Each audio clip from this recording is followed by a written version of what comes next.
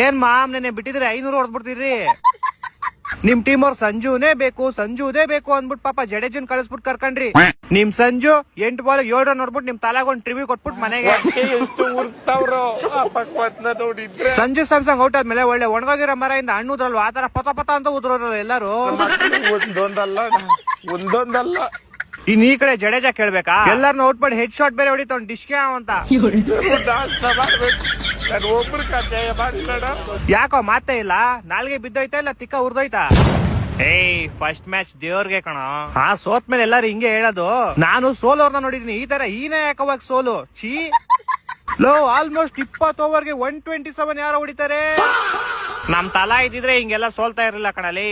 ನಿಮ್ ತಲಾ ಇದ್ದಿದ್ರೆ ಇನ್ನೊಂದ್ ಹತ್ರ ನೆಕ್ಸ್ಟ್ ಓವರ್ ಬಿಟ್ಟು ಸೋಲ್ತಾ ಇದ್ರಿ ಅಷ್ಟೇ. ನಮ್ ಕಡೆ ಬ್ಯಾಟಿಂಗ್ ಇನ್ನು ಸೆಟ್ ಆಗಿಲ್ಲ ಕಣ, ಸೆಟ್ ಆಮೇಲೆ ಕೊಡ್ತೀವಿ ನೋಡು. ನಿಮ್ ಬಾಲಿಂಗು ಬಾರಿ ನೋಡ್ಬಿಟ್ಟು ಬಾರಪ್ಪ.